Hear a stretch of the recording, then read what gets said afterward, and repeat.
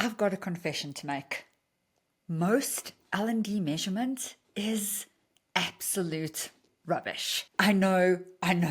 We track things, we collect data, we report on course completions, maybe engagement rates, and maybe even a few knowledge assessments. But let's ask ourselves, does any of that actually prove impact? We can have a 98% completion rate with zero business impact. You can get the perfect smiley sheet, and yet nothing changes when the employees go back to work. And yet, this is what so many L&D teams rely on when it comes to reporting. And here's the reality we have to face. Business leaders don't care about completion rates. They don't care about how many training sessions you've had. And they certainly don't care that 85% of people thought it was a double thumbs up. They care about the results, your actual impact on the business. And this is where we hit a major challenge. Because as much as I want to sit here and say, L&D changes people's lives and it cannot be reduced to a scorecard, the fact is, business leaders expect it to be measured. They expect to see that ROI. They expect to see the efficiencies. They expect proof that the investment in L&D is paying off. And here's where we get so stuck. We either lean too far into trying to force fit L&D into an ROI template or approach that just simply doesn't cover the full value, or we go the other way and avoid measurement altogether. And neither of these approaches work. So the key to proving impact is by balancing both, finding a middle ground. It's by understanding how to speak in business language. It's about collecting appropriate data and reporting back on that data while still advocating for the long-term human impact of learning and development. And today, I am going to show you exactly how to get there. So stick with me because we are going to look at how to align learning with business KPIs, how to measure impact in a way that actually matters, and how to confidently prove our value to leadership. And as always, if you stay to the end, I am going to talk through something that you can grab so that you can start implementing straight away. Because again, this channel is not about theory, it is about taking action. Okay, let's jump into it. Part 1 is going to cover why most L&D measurement is a complete bunch of garbage and how to fix it. Part 2 is going to look at the balance between ROI and the intangible L&D impact. And part 3 is going to be the exact steps to align learning and development with business KPIs so that we can show our value over time. Okay, part 1. Why most L&D measurement is trash. So we're going to start off what doesn't work. If you've been in L&D more than 5 minutes, you'll know we love to measure things that make us feel good. Completion rates and happy sheets, all of that good stuff, often referred to as vanity metrics. And please don't get me wrong, those things are actually very important. It matters how the employees feel about our learning experience. It matters that they had a positive experience or got pushed out of their comfort zone. And so those things should not be thrown away, but they don't cover the full picture. Think about it this way. Let's say that you get a 95% completion rate. Great. But did they become better leaders? Did the team see improved performance? Did retention improve in the department? We don't know. Or another example, let's say employees rated your training as highly engaging. Awesome. But did they apply what they learned? Did it impact the business in any measurable way? We don't know. And this is why business leaders don't take L&D data very seriously. They see us as tracking these surface level metrics and not really linking what we do to the business outcomes that they are driving, that they care about. So let's talk ROI for a second, which stands for return on investment. A lot of L&D people I work with obsess over proving their ROI. They try to fit every program into some complicated model that shows a dollar for dollar return. But here's the thing, and what we both know, L&D doesn't always work like that. Some of the most critical things in learning, like leadership development, engagement, culture, that takes time to build. And none of that can be shown in an ROI calculation. But that does not mean we cannot measure impact. So how do we balance this? How do we show the value in terms of dollars while keeping in mind the many intangible benefits of L&D? And that leads us into the next part, which is the balancing act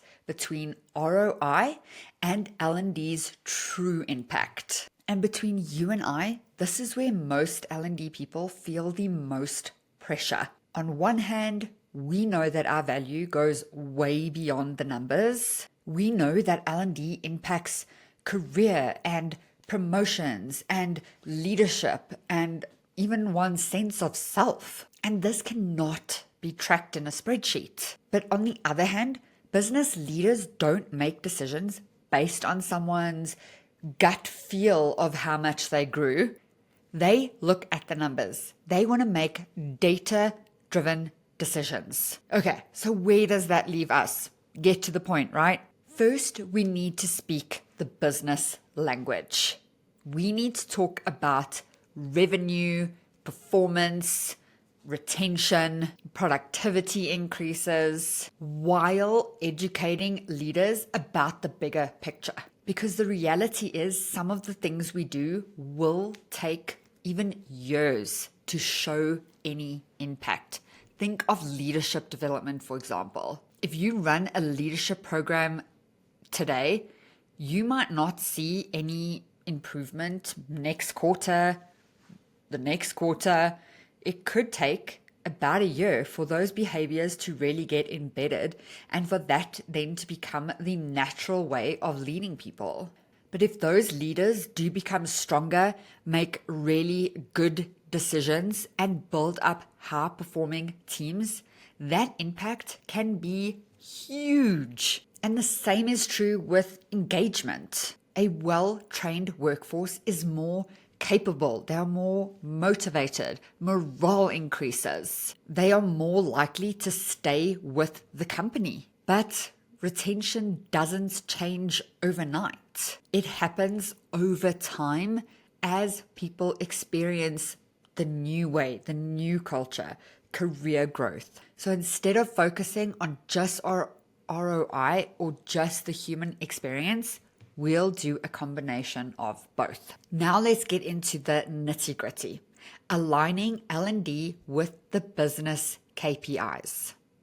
And this is taken directly from my Learning and Development Satellite View course. So how do we prove the value of L&D in a way that business actually understands? We start with what the business already tracks. If we try to introduce an entirely separate L&D matrix or scoreboard, it just won't land. Business leaders already have way too many KPIs to care about for them to add stuff. So here's how we do it. Step 1 is to identify the business priorities. So the first thing you do is you stop thinking about L&D in isolation and you start thinking of L&D as a support to the entire business. If you don't already know what your business's top 3 to 5 priorities are, find out. If your learning initiatives aren't aligned with these top priorities, you're always going to be fighting for buy-in. So ask yourself, what are the biggest business challenges right now? Is it retention, revenue growth, innovation, expanding to new markets?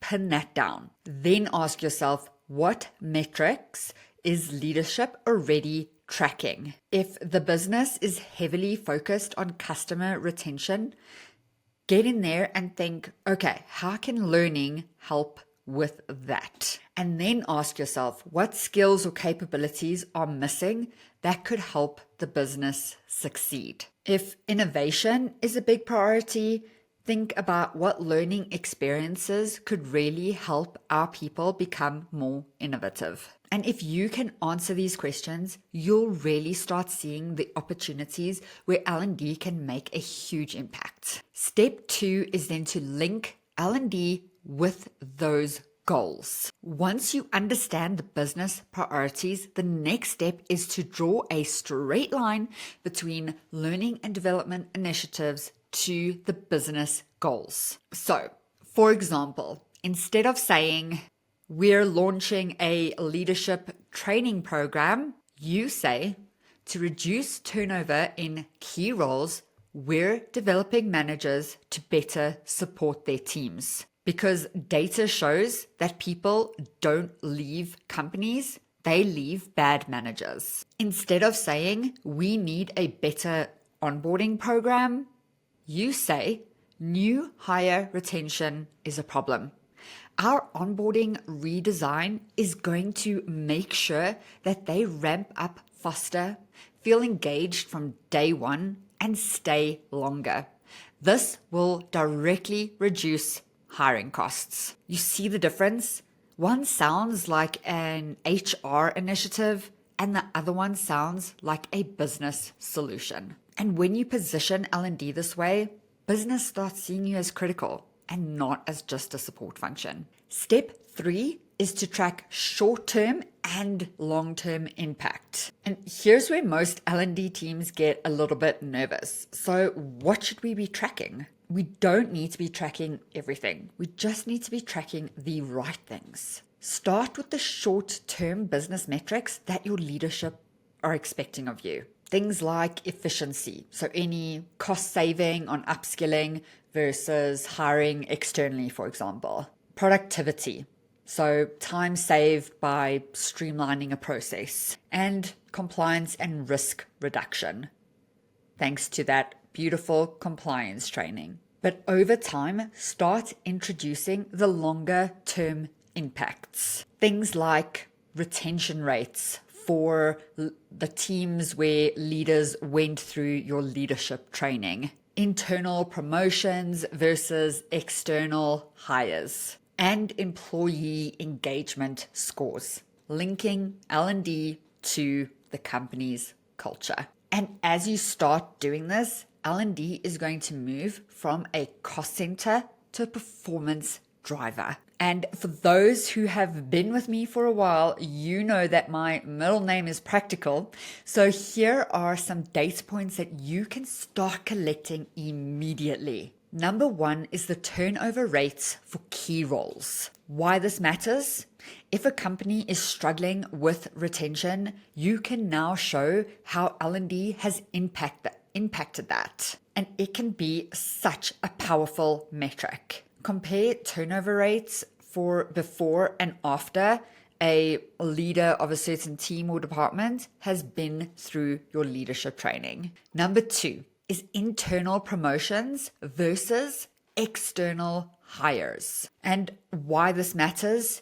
If employees are not moving up internally, I can guarantee you that the company is wasting money hiring external candidates. Track who got promoted and what learning initiatives contributed to that growth. That'll show a direct impact of L&D on talent development. Number 3 is productivity gains post-training. Why this matters?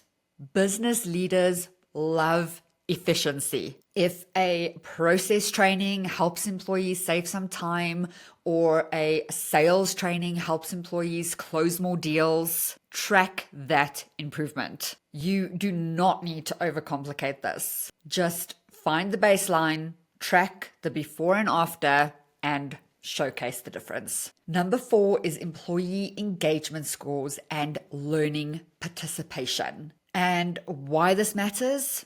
Because engaged employees are more productive and less likely to leave. If you can show that employees who participate in development programs have high engagement scores and stay longer, that is a solid argument for L&D investment. And the 5th data point is customer satisfaction or quality metrics. Why is this important?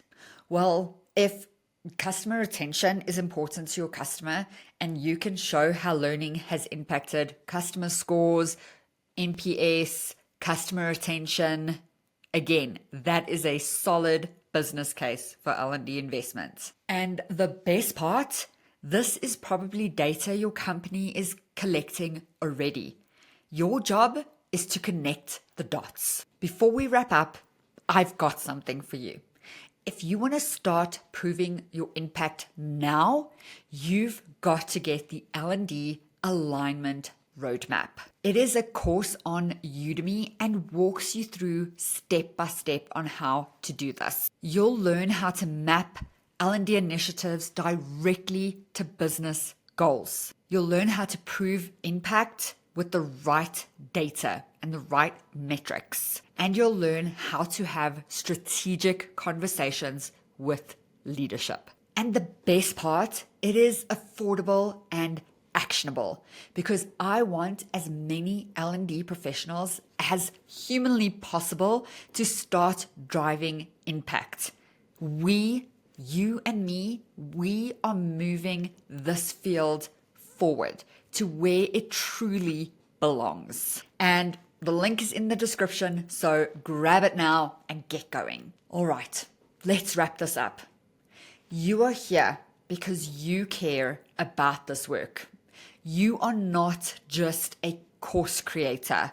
You are not just a support function. You want to make a real impact, and you want to actually shape the future of your company through learning. And yeah, this is not easy. You know the impact of L&D, but can you prove it in the way that the business gets it? Because deep down, you know that you deserve more respect, more influence, and more impact. And that is exactly what we're building here. So this series, this whole channel, it's not about executing L&D.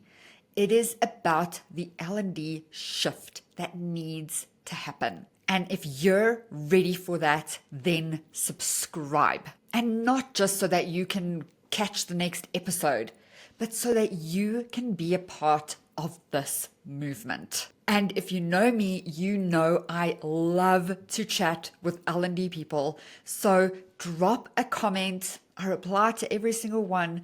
I would love to know the number one biggest challenge standing in your way of showing an impact. Because this isn't about watching or about theory. It's about taking action. Okay, I will see you in episode 4. Bye for now.